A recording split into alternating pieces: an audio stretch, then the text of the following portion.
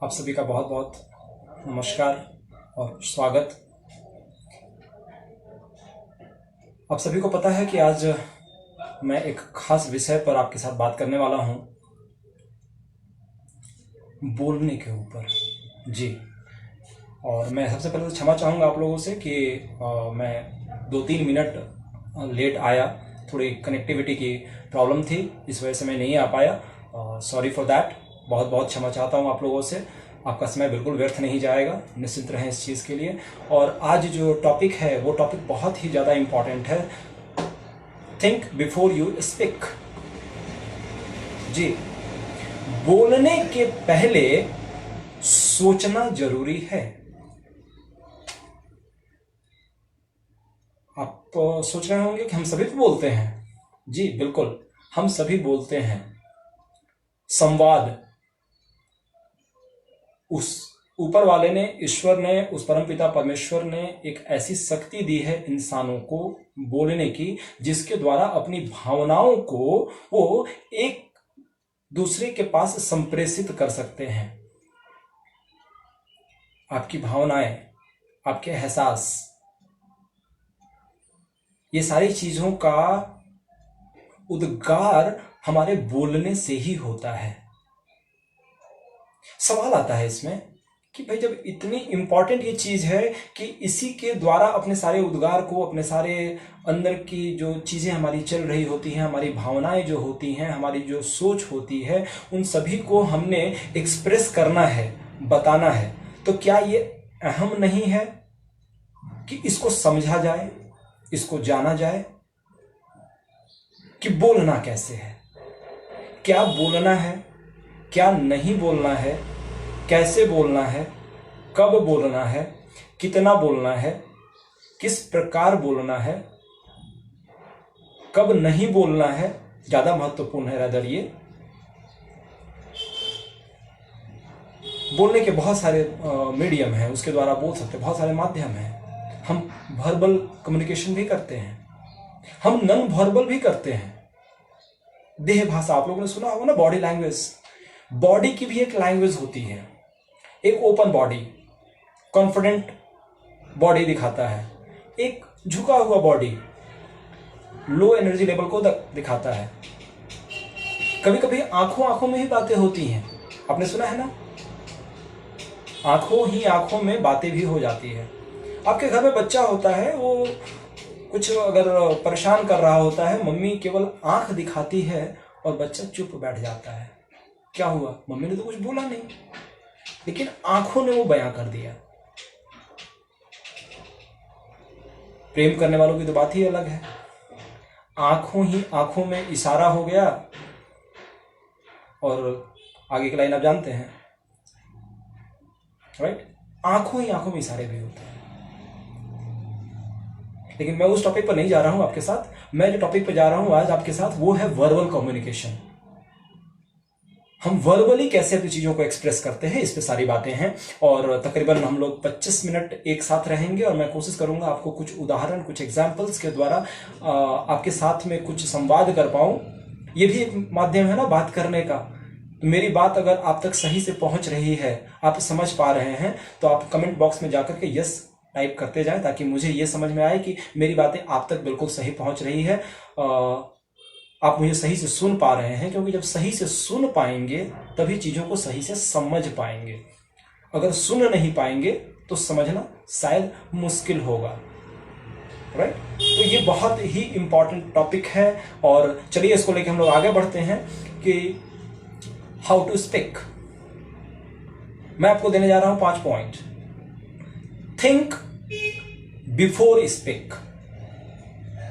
सोचो बोलने के पहले। थिंक आप सब जानते हैं, THIN और K, इन 5 लेटर से मिलकर के बना हुआ है थिंक, और इन 5 में ही इसका रहस्य है छुपा हुआ। पहला टी हमें क्या बताता है? टी ये बताता है, टी फॉर ट्रू। आप खुद से सवाल करें, कुछ भी बोलने के पहले इन 5 लेटर्स को याद कर लें, THINK और कुछ भी बोलना हो, बोलने के पहले पहला सवाल ये मन ही मन खुद पूछें, टी फॉर ट्रू, क्या ये सत्य है? जो मैं बोलने जा रहा हूं, क्या ये सत्य है? ये पहली कसौटी है। काफी बार होता है ना, हम गलत चीजों को भी बोलते चले जाते हैं। अफवाहें आप सुनते हैं, बहुत सारी अफवाहें उड़ती हैं, सच्चाई कितनी है नहीं है ये हमें नहीं पता, लेकिन हम क्या करते हैं, उसको एक दूसरे तक बोल बोल के पहुंचाते चले जाते हैं। और बहुत बड़ी शक्ति है ये, बहुत तेज गति से फैलती है ये चीजें। बोलने का जो पावर है, पावर ऑफ स्पोकन वर्ड, बहुत इंपॉर्टेंट है। तो पहला सवाल खुद से पूछना जरूरी है कि क्या ये सत्य है? Is it true? अगर आंसर आया यस, आपको आगे बोलना चाहिए। लेकिन उसके पहले 4 कसौटियां और बाकी है अभी। दूसरी कसौटी, कसौटी number 2, point number 2, to check before you speak, और वो है टी के बाद H for is it helpful? क्या जो मैं बोलने जा रहा हूं ये किसी के लिए लाभकारी या सहायक होगा? ऐसा तो नहीं कि मैं कुछ ऐसा बोल दे रहा हूं जिससे अगले को परेशानी हो जाए, उसके काम में बाधा आ जाए, वो अपने रूट से डाइवर्ट कर जाए, राइट? तो इस पॉइंट को भी क्रॉस चेक करना है हमें कि जो मैं बोल रहा हूं वो अगले के लिए भी हेल्पफुल होना चाहिए, सत्य होना चाहिए, नंबर 2 लाभकारी होना चाहिए, सहायता प्रदान करने वाला होना चाहिए। पॉइंट नंबर 3, अभी भी आपको बोलना नहीं है, you have to check before you speak. Point number 3, THI for is it inspiring? जो मैं बोलने जा रहा हूं क्या ये प्रेरणादायक है? मेरे बोलने से अगला व्यक्ति जिसके साथ मैं संवाद कर रहा हूं वो प्रेरित होता है या प्रेरित नहीं होता है? ये क्वेश्चन है। मैं आपसे बात कर रहा हूं, मैं बात कर रहा हूं, क्या मेरी बातों से आपको प्रेरणा मिल रही है? अगर हां तो मुझे बात करनी चाहिए। और मुझे लगता है कि ये पॉइंट इतना अहम है कि इससे बात करने से अगर आपने ये सीख लिया तो आपके लिए ये प्रेरणादायक होगा। क्या ये सत्य है? यस, सत्य है। जो मैं बातें कर रहा हूं, क्या बोलने की कला बहुत जरूरी है? Yes, it's true. क्या ये हेल्पफुल है? 100% यस, बिकॉज मैं जो बातें कह रहा हूं ये आपके लिए कहीं ना कहीं आपके जीवन में लाभकारी होगा। आपके व्यक्तिगत जीवन में हो, आपके सामाजिक जीवन में हो, आपके करियर में, हर जगह बातें ही तो करते हैं। सोए हुए घंटे को अगर छोड़ दें तो दिन में हम बातें ही करते रहते हैं। और कुछ लोग तो बहुत ज्यादा बातें करते हैं, सुनते कम है, बोलते ज्यादा है। भगवान ने 2 कान दिए हैं हमें ताकि डबल सुने, और 1 मुख दिया है ताकि बोले। हम जस्ट रिवर्स करते हैं, हम बोलते डबल हैं और सुनते आधा हैं, और समझते तो उसका भी आधा है शायद, है कि नहीं? तो ईश्वर ने जो हमें दिया है, प्रकृति प्रदत्त जो चीजें हैं, इसको थोड़ा समझना बहुत आवश्यक है कि हर एक का कुछ ना कुछ पार्ट है। 2 आंखें भगवान ने दी है ताकि आप बैलेंस्ड वे में चीजें देख सकें। 1 आंख बंद करके भी हम देख सकते हैं, लेकिन वो बैलेंस्ड नहीं दिखेगी। 2 कान दिए हैं ताकि बैलेंस्ड वे में आपके पास ऑडिबल रेंज में जो चीजें हैं, जो साउंड है, वो आए और ग्रहण कर पाए उन चीजों को। लेकिन मुख एक ही दिया भगवान ने, और ये हमारे कंट्रोल में होता है कि हम कब मुख को खोलें और इससे क्या चीज बाहर आने दें। किसी ने कहा है, बोली एक अमोल है, जो कोई बोले जानी, हिये तराजू तौल के, तब मुख बाहर आनी। बोली क्या है? एक अमोल चीज है, अमूल्य है। बोली जो है वो एक अमूल्य है। जो कोई बोले जानी, जो बोलना जानता हो उसके लिए। जो बोलना नहीं जानता उसके लिए कोई मूल नहीं है उसका। वो तो क्या ऐसे बोलता चला जा रहा है, बड़बोला कहते हैं ना, बोलता चला जा रहा है, बोलता चला जा रहा है, बोलता जा रहा है। क्या बोल रहा है, क्यों बोल रहा है, कैसे बोल रहा है, काहे बोल रहा है, नहीं पता, लेकिन बोल रहा है। हिये तराजू, हिये कहते हैं हृदय को। बोलने के पहले अपने हृदय रूपी तराजू पर, तराजू देखा ना आप लोगों ने दुकानों में जिस पे वजन करते हैं, अब तो खैर डिजिटल होता चला गया, लोग सीधा उस पर दबाते हैं, बटन दबा देते हैं, वो डिजिटली लिखा हुआ चला आता है। पहले के लोग, अगर आपने देखा होगा तो एक तराजू हुआ करती थी, तराजू पे दो तरफ के पलड़े होते थे और उस पर चीजों को रख करके वजन किया जाता था। अपने हृदय में एक तराजू रखें और बोलने के पहले जो बात आप बोलने जा रहे हैं, जो मैं 5 आपको पॉइंट्स बता रहा हूं, पॉइंट नंबर 3 पे अभी हम लोग हैं, 2 पॉइंट और आने बाकी हैं, उस पर तौल लेना है पहले, तब मुख बाहर आनी। जब तराजू के पलड़े पर आपने उसको तौल लिया, उसके बाद आपको उसको मुख से बाहर आने देना है। समझ पा रहे होंगे आप, राइट? तो ये बहुत इंपॉर्टेंट है। हम क्या करते हैं, बिना सोचे समझे बोलते हैं। और आप देखो आज मैक्सिमम घरों में जितने भी लड़ाइयां होती हैं, उसका पहला मुख्य कारण होता है बोलना। जितनी भी दुर्घटनाएं होती हैं, पहला कारण होता है उसका बोलना। जितनी भी लड़ाई झगड़े होते हैं, पहला कारण होता है बोलना। क्योंकि वो जो हम बोल देते हैं, वो गुस्से में आके बोलें, आवेश में आके बोलें, अपने अहंकार के वजह से बोलें, जो भी कारण हो उसके पीछे बोलने के पहले, जो भी आपका फीलिंग, आपका एहसास उस वक्त काम कर रहा हो, आपके अंदर जो सोच चल रही हो, आपका माइंड सेट जैसा हो, आपके सबकॉन्शियस में जो चीजें फिट हो, वो सारी चीजें काम करती है। और ये तराजू में ही हो सकता है सारा, राइट? चलिए मैं आगे आपको पॉइंट पे लेके जाता हूं। पहला, ट्रू, क्या जो मैं बोल रहा हूं सत्य है कि नहीं। नंबर 2, क्या वो हेल्पफुल यानी लाभकारी है कि नहीं। थर्ड, क्या वो इंस्पायरिंग यानी प्रेरणादायक है कि नहीं। अगर ये तीनों चीजें सही हैं तो आपको 4th पॉइंट पे भी जाना चाहिए। 4th पॉइंट क्या है? N, THIN, N for necessary. क्या बोलना जरूरी है? बहुत बारी बोलना जरूरी नहीं होता। आप नहीं बोल करके ज्यादा बेहतर कर सकते हैं। कभी कभी मौन रहना बहुत ज्यादा इंपॉर्टेंट है बनिस्बत बोलने के। बहुत बारी ऐसी चीजें होती हैं जहां पे अगर हम ना बोलें तो ज्यादा बेहतर है। सबसे अच्छा उदाहरण, पति और पत्नी के बीच हमेशा कुछ ना कुछ नोक झोंक चलती रहती है और कभी कभी वो बड़ा विकराल रूप ले लेती है। ऐसी ही एक स्टोरी है, एक पति और पत्नी में लड़ाई हो गई और दोनों ने आपस में पूरे झगड़े कर लिए। तो जो पत्नी थी वो किसी साधु जी के पास गई, साधु महात्मा के पास में, और उन्होंने जाके बोला कि मेरी तो जिंदगी बहुत खराब हो गई है, प्रतिदिन हमारे घर में झगड़े होते रहते हैं, मैं क्या करूं। साधु ने उनको क्या किया, एक पुड़िये में कुछ रख करके दिया और बोले कि जब कभी भी लड़ाई हो तुम्हें कुछ नहीं करना है, तुम्हें इस पुड़िये में से थोड़ा सा चूरन था उसको निकाल करके मुंह में डाल लेना है, बस। हुआ क्या, अगले दिन सुबह फिर से लड़ाई स्टार्ट हुई। लड़ाई शुरू होने के साथ में पत्नी को याद आया कि साधु ने तो मुझे मंत्र दिया है, मुझे उसका उन्होंने दिया है तरीका जिससे लड़ाई रुक सकती है। उसने चूरन में से निकाल के मुंह में रख लिया, थोड़ा मीठा लगा, और साधु ने उनको कहा था कि जब तक मुख में तुम्हारे रहे तब तक तुम्हें कुछ ऑब्वियसली बोल नहीं सकती हो, तो मुंह में रहेगा तो बोल नहीं पाओगे। उसने रखा, पति बेचारा कुछ देर बोलता रहा, थोड़ी देर बाद वो भी चुप हो गया क्योंकि कोई रिवर्स आंसर नहीं आ रहा था। ऐसा 1 दिन हुआ, 2 दिन हुआ, 1 हफ्ते चला। 1 हफ्ते के बाद से लड़ाई हो गई बंद। जानते हैं क्यों? क्योंकि पति जो भी बोल रहा था और जब कभी लड़ाई की स्थिति बन रही थी उस वक्त पत्नी मुंह में वो चूरन डाल लेती थी। और 1 सप्ताह के बाद में दोबारा पत्नी जो है वो गई साधु जी के पास और जाकर साष्टांग दंडवत किया कि महात्मा आपने तो मेरी जिंदगी बदल दी, सो मेरा जो वैवाहिक जीवन बिल्कुल परेशान हो गया था, आज मैं बहुत खुश हो गई हूँ, मेरे झगड़े बिल्कुल नहीं होते, बल्कि मेरे पति मुझे बहुत प्रेम कर रहे हैं। क्या दिया था आपने?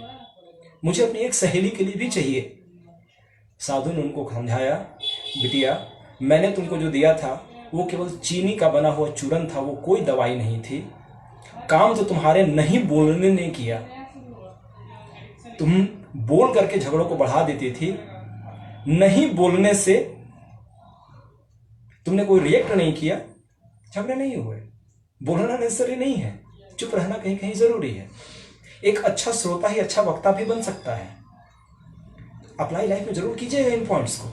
पॉइंट नंबर 5, चूंकि पॉइंट थोड़ा ब्रॉड है, मुझे एक्सप्लेन करना पड़ रहा है और मैं बड़े सरल तरीके से आपको समझाने का प्रयास कर रहा हूं। मैं भारी भरकम चीजें नहीं बता रहा हूं आपको, ताकि बड़े आराम से आपके दिमाग के अंदर बातें चली जाए और उसको लाइफ में आप अप्लाई कर पाए।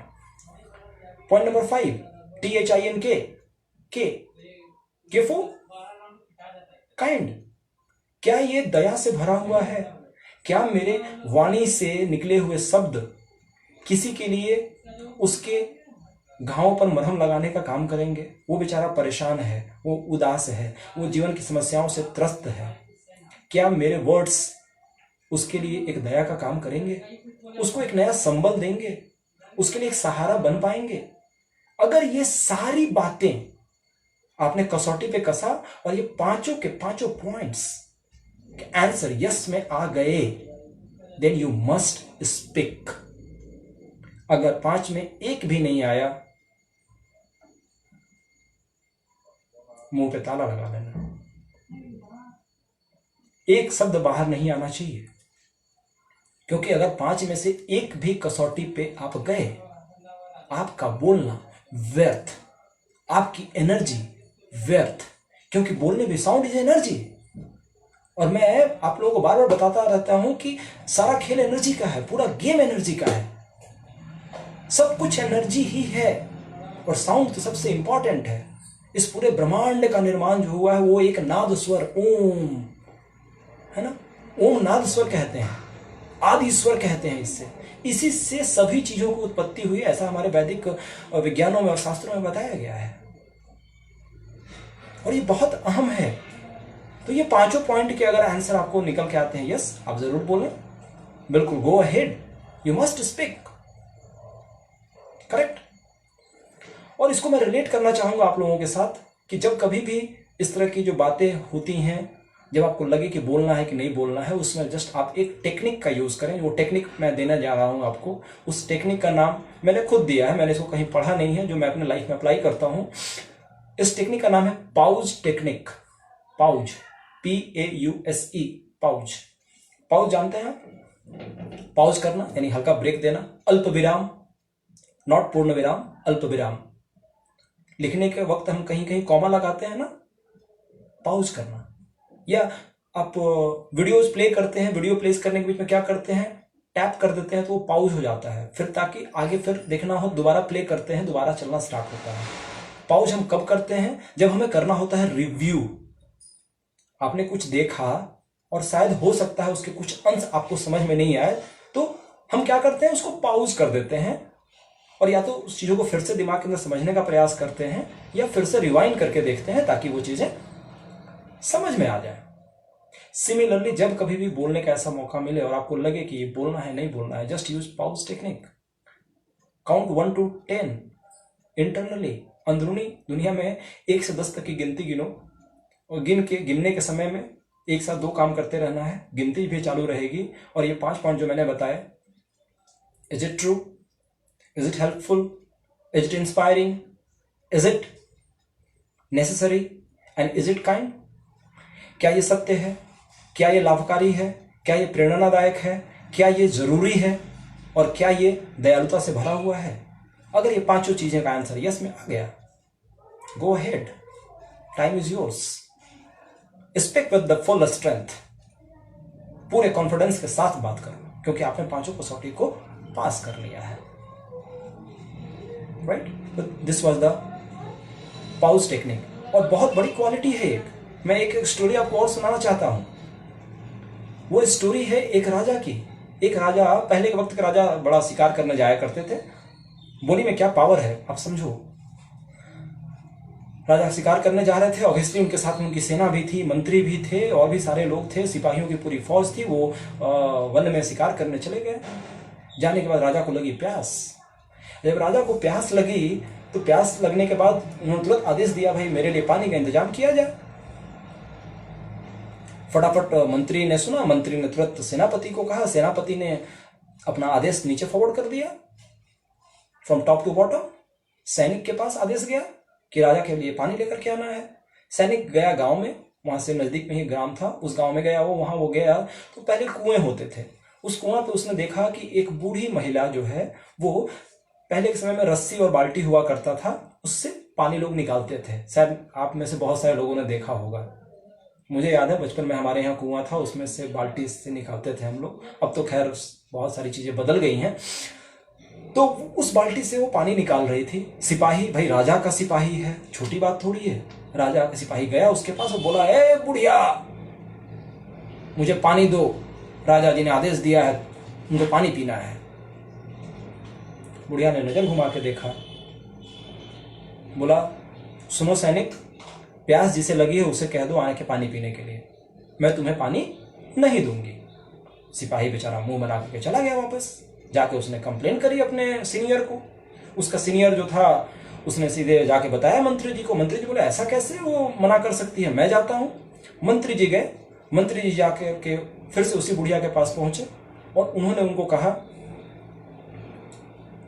कि ऐ महिला, मैं इस देश का मंत्री हूं और मुझे राजा के लिए पानी चाहिए, आप पानी देंगे तो बड़ा अच्छा होगा।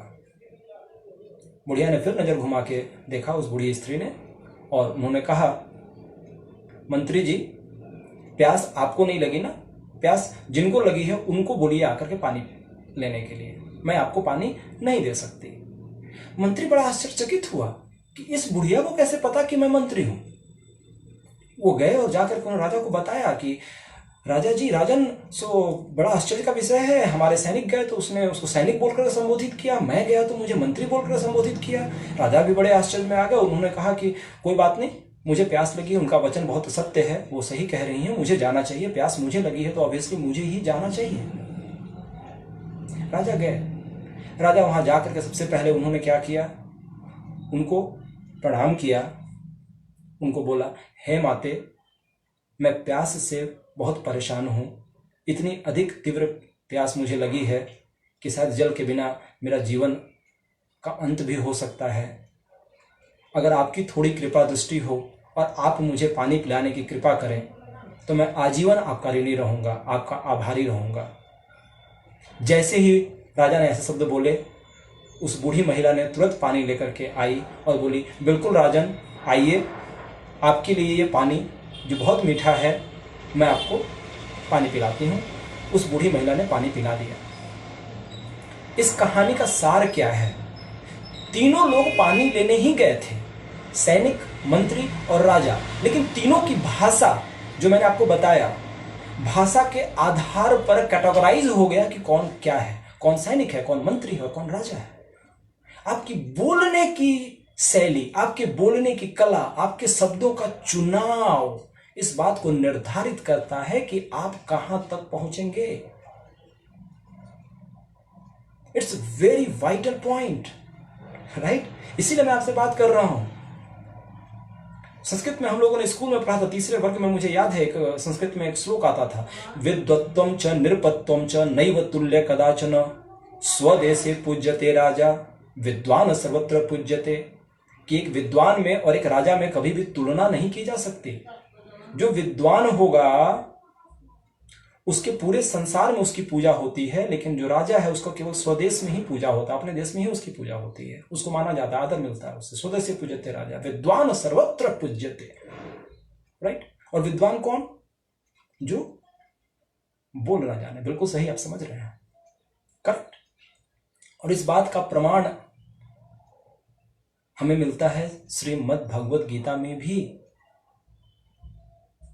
मद् भगवत गीता में जब सारा उपदेश का पूरा प्रकरण चल रहा था और कृष्ण भगवान अर्जुन को सारी बातें समझा रहे थे, तो अर्जुन ने एक बड़ा अच्छा अनोखा सवाल किया, और चूंकि इस पॉइंट से रिलेटेड है इसलिए मैं आपके साथ जरूर उसको शेयर करना चाहूंगा।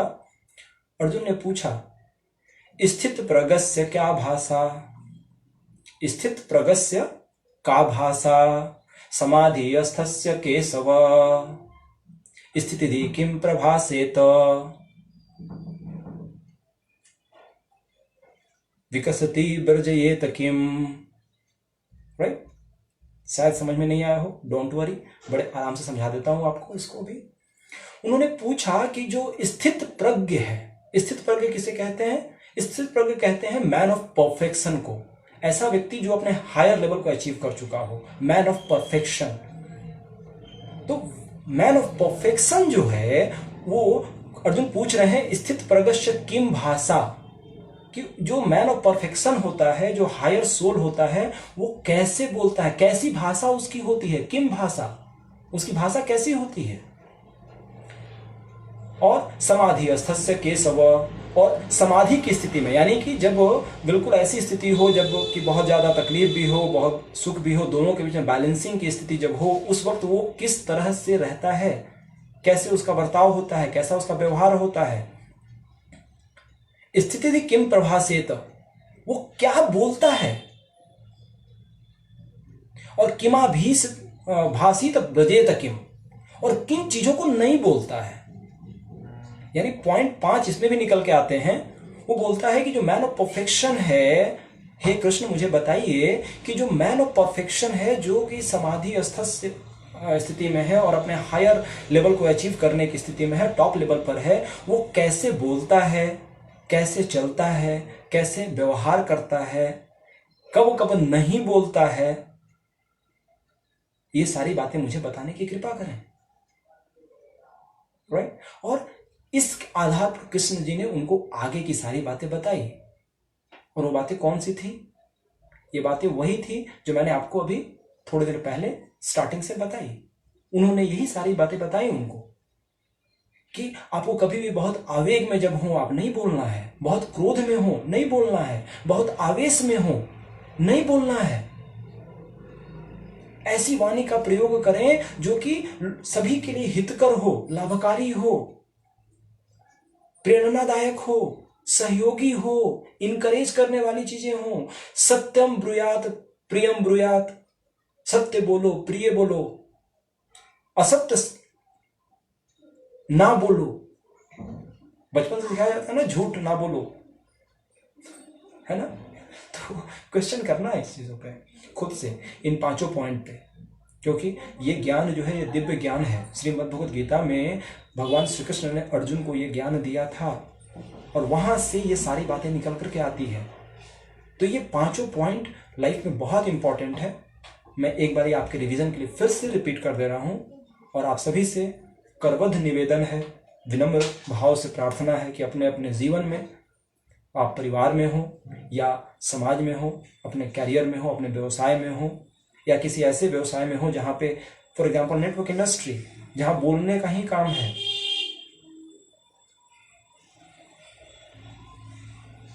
वहां तो सबसे ज्यादा अहम हो जाता है। ऐसा बोलो जो दूसरे के हृदय को भी ठंडक पहुंचाए भाई,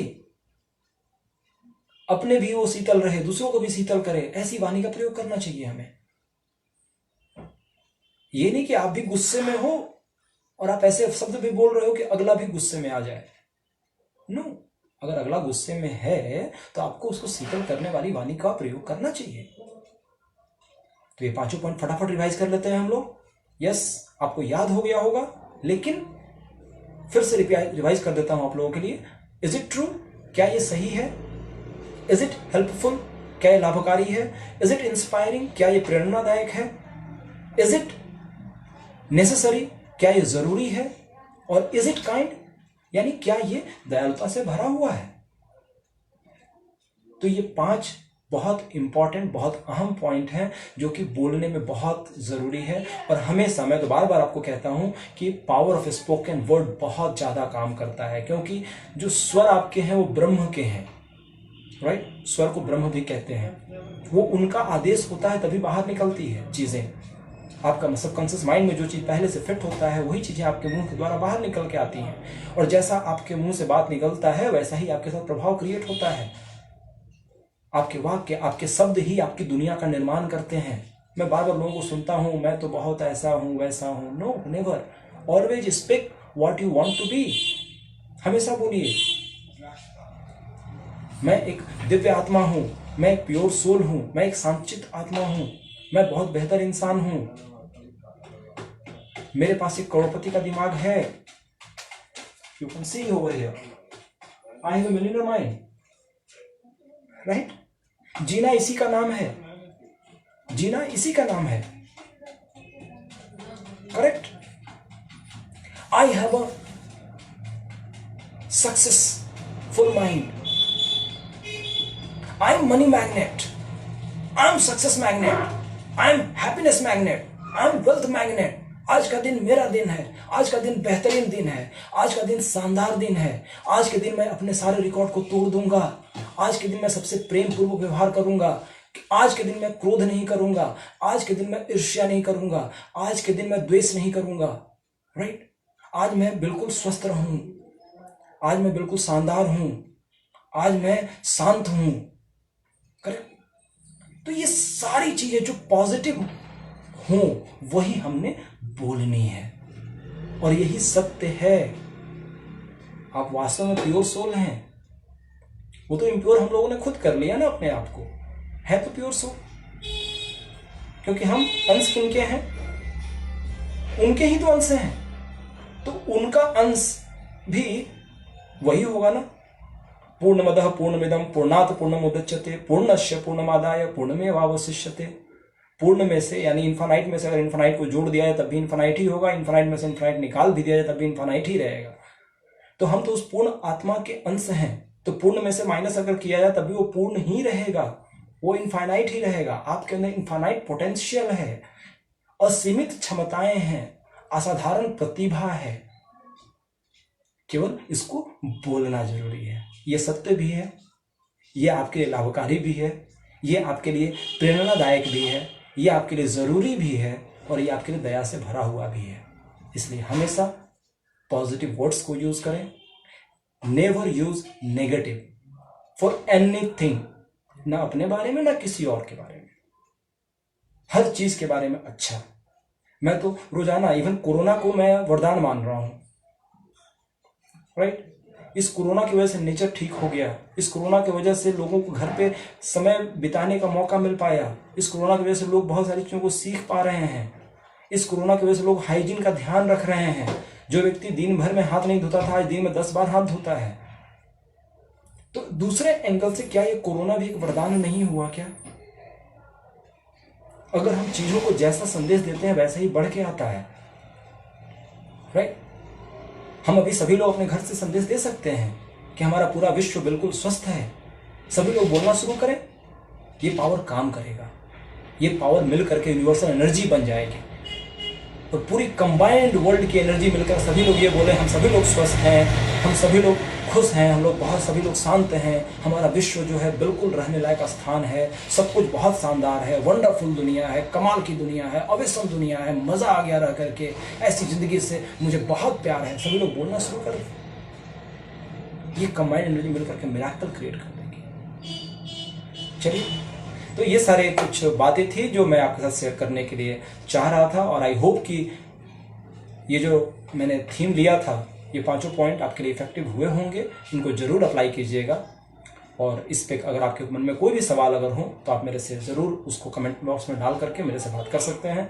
थैंक यू सो मच। आप लोगों का प्रेम पूर्वक बहुत बहुत धन्यवाद कि जब भी मैं कभी आपके लिए इन चीज़ों को करता हूँ आप सब लोग अपने सारे काम को छोड़ करके भी इन वीडियोज़ में साथ देते हैं, मेरा बातों को सुनते हैं और समझते भी हैं, अप्लाई भी करते हैं। आप सभी का कल्याण हो। आप लोगों को वापस बहुत बहुत धन्यवाद, हृदय की बिल्कुल गहराइयों से आप सभी का धन्यवाद। Thank you so much. God bless you all. Stay at your home. Thank you.